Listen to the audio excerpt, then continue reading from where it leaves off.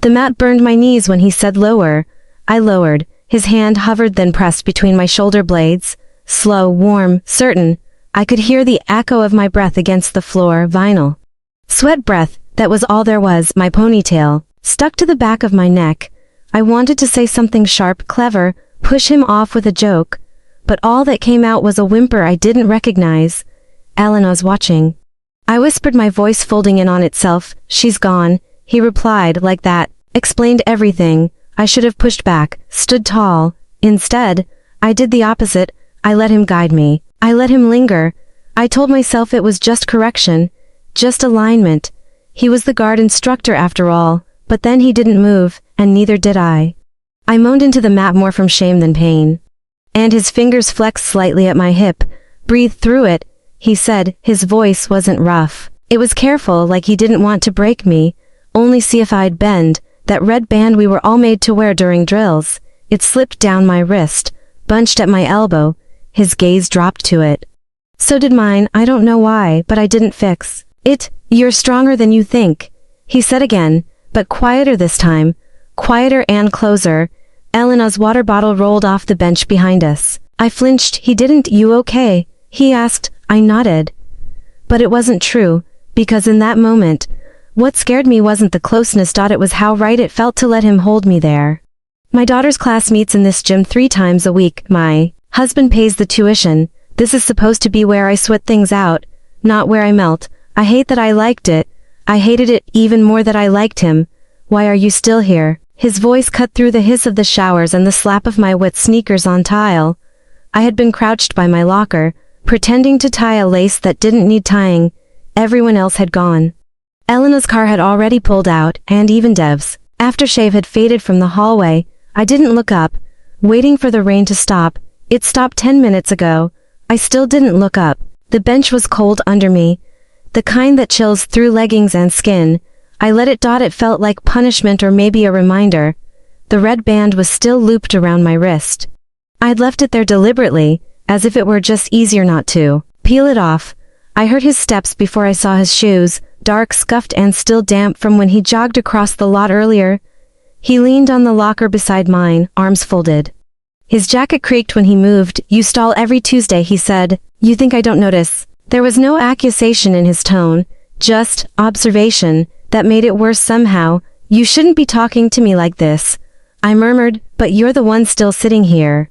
I hated that he was right. I hated that I didn't have anywhere else to be. Not really. Home meant dinner. I hadn't defrosted a husband in another Zoom meeting. A daughter face down in TikTok loops. Here at least I felt, noticed. The tile beneath my shoes was slick. I pressed my toes into it. You're not like the others, he said, quieter now. You listen. You breathe like someone trying to come back to life. I don't know if I meant to, but I laughed. Just once. It escaped me like steam. And what are you trying to do? I asked. Not cross a line. His hand brushed the edge of the locker door above my head. Just brushed. I could feel the weight of it in the air. The bleach smell in the room was too sharp. It mixed with something else, his deodorant maybe.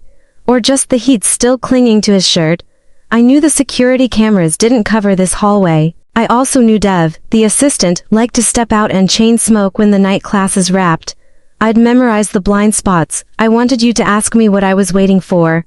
I whispered, I know.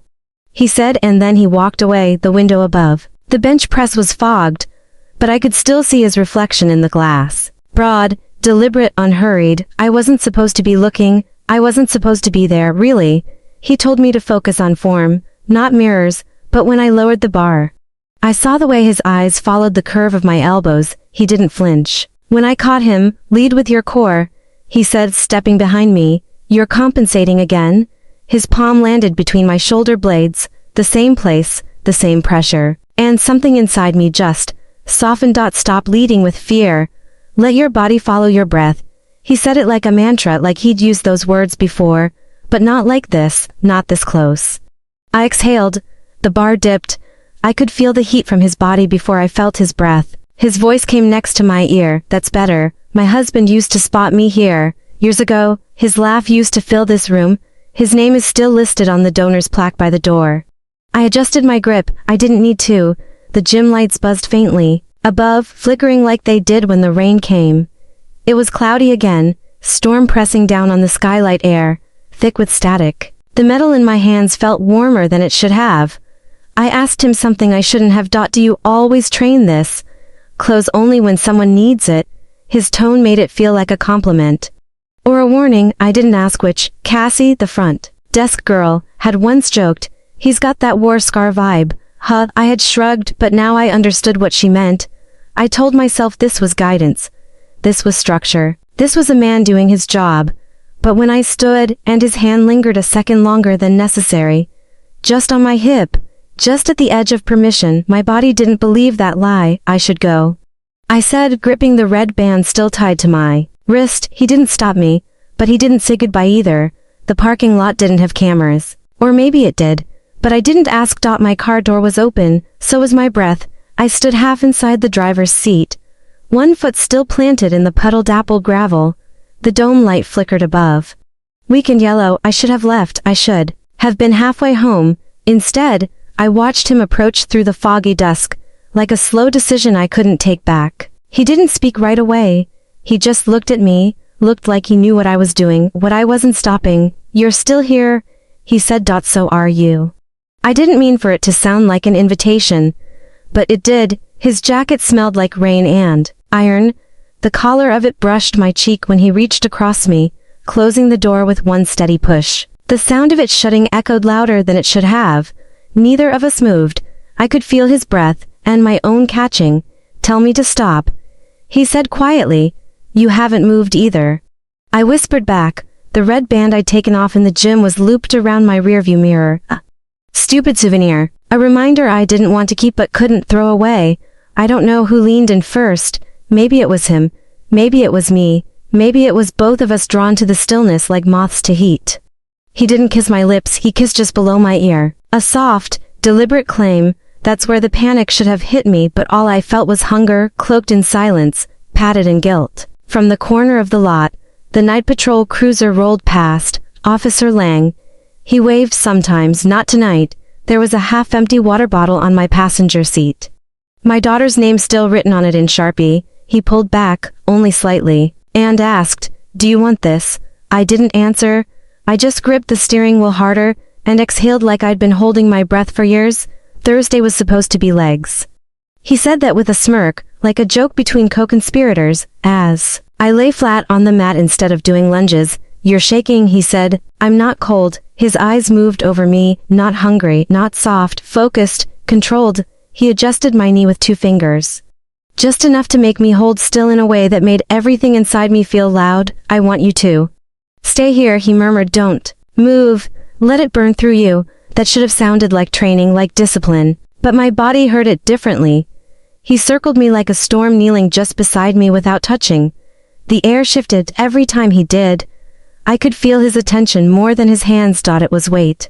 It was heat. "Why are you breathing like that?" I asked. His response was slower than usual. "Because you are." My palms pressed into the floor, not for balance, just to keep from reaching for him. The red band he always made us wear was tucked into the side of my shoe. I could feel it against my ankle, like a secret I couldn't untie. He moved one hand along my side. Barely there, a brush. Skin over rib. That was it, and it was everything outside. Meredith's voice echoed near the entrance. "You've got color in your cheeks today." She laughed, heading out with her yoga mat rolled under one arm. She was right. She had no idea why. In the hallway, my husband's photo still hung above the water fountain. Group shot. First aid training, I used to joke. He looked like the hero. That day I gripped the mat harder than I ever gripped him, and I didn't know what that said about me. He knelt beside me again. Closer now, still with me. He asked. I nodded. He didn't ask if I was okay, and maybe that's why I didn't feel the need to lie. The storm broke while I was on his balcony. Rain hit the metal rails like applause, loud and erratic, as if the sky knew something should have ended, but hadn't. I stood there in my gym shirt, soaked through the fabric, clinging to me like regret. He didn't offer a towel. He didn't move closer. He just stood inside the sliding glass door, watching me watch the weather. I asked you something earlier, I said. He didn't blink. Does this count as cheating? He didn't answer. I could have walked back inside. I could have said goodnight, like I always do, and driven home with the seat heater on, but instead, I let the rain pull my hair down my back and into my face. I let the cold wrap around my ribs. The red band was on my wrist again, tied loose this time. It felt like something soft, pretending to be a restraint. Don't look at me like that, I said. He stepped out anyway. Then stop standing like that. My voice trembled. But not from the wind. He was inches away now. We weren't touching, but the air between us thickened. I could feel his presence down the length of my arm. He lifted a hand, slowly, and tucked a wet strand behind my ear. That was all. Just that, but I nearly closed my eyes. You didn't run, he said. I didn't want to. I whispered. The balcony light flickered once. Then again, my neighbor Lisa's porch, just across the way, flickered too, 3 quick flashes like Morse code. She always said she liked storms. Inside my phone buzzed, a message from my husband. Home in 10, need anything? I didn't reply. I wasn't sure what I needed. He looked at me like I was standing on the edge of something. And if he held out his hand, I might actually fall forward instead of back. I wanted you to hold me there, I said, barely audible until the lightning stopped. He didn't ask why. He just stood there with me in the downpour, not fixing anything, not rushing it, just holding the moment still. I dreamt I called him sir. I woke up twisted in sweat-soaked sheets. My breath caught halfway between a gasp and a moan. The shame hit fast, like it had been waiting. I stripped the bed before my husband stirred, tossing the pillowcase into the washer like it was evidence. The red band, his red band, was still looped around my wrist when I poured in the detergent. Later in the gym, he asked me to stay after class. Just me, no Elena, no Meredith. Just silence. Stretching between us like a hallway with no doors. You keep coming back, he said. That's not on the schedule. He had rolled his sleeves up to his elbows, his forearms tense, scarred, tanned, caught the light like something sculpted. He didn't look at me directly, just at the clipboard in his hand, like he needed something to keep himself from crossing the space between us. I almost didn't. I lied. He didn't call me on it. My fingers fidgeted with the red band again, now washed and faded. It's getting looser, I said. He stepped closer. Some things stretch when they're used to often. My chest tightened. I don't know what this is, I admitted. You know what it isn't? He asked. Accidental. Outside the window the clouds had split. Late light filtered through like honey, warming the edges of everything. It felt wrong how beautiful it looked. In my sessions with Dr. Klein, my therapist who always circled back to control, I kept dancing around this, round him, around the way I followed instructions in the gym. But rewrote every rule in here. He moved closer still. Say it, he said. Say, what you want? I opened my mouth but my lips trembled. Instead I did something worse. I nodded. Maybe I needed someone to take the decision from me. Maybe I needed the burden of no lifted. He stepped even closer. Say yes, and I did, before I even knew what I was agreeing to.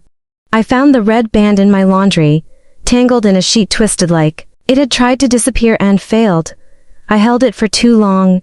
It still smelled like him, faintly like sweat and sandalwood and something I couldn't name. My daughter came into the kitchen that morning wearing mismatched socks. She poured cereal like she was mad at it. I sat at the table, pretending to scroll my phone, pretending not to smile.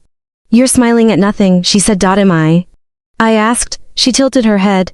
Did you dream something nice? I took a sip of coffee and bit the inside of my cheek. I don't remember, but I didn't want to wake up. The words lingered. Like breath after heat. I traced the lip of the mug I always used after the gym, the one with the tiny chip on the rim. That crack hadn't been there before him. My husband walked in late as usual, keys jingling, half kiss on the cheek, one hand already reaching for his work phone. You sleep okay? Sure, I said. I lied better now. I went upstairs and opened the drawer where I keep odd things, hair ties, old receipts, a note my daughter wrote in 2nd grade. I didn't throw the red band away. I put it there. In the drawer, just beside the note. He doesn't text anymore, not since that last storm. I haven't gone back to the gym either, but I think about it more than I should, sometimes late at night. I still feel his breath against my ear. That moment in the car. The mat. The balcony. Sometimes I wonder what it means to want something that breaks you, and to miss it when it's gone. The towel's still where I left it in the car. Folded wrong, pressed into the seat. If this story feels like yours too, leave a comment. And if you need more secrets like mine, subscribe. There are more of us than you think.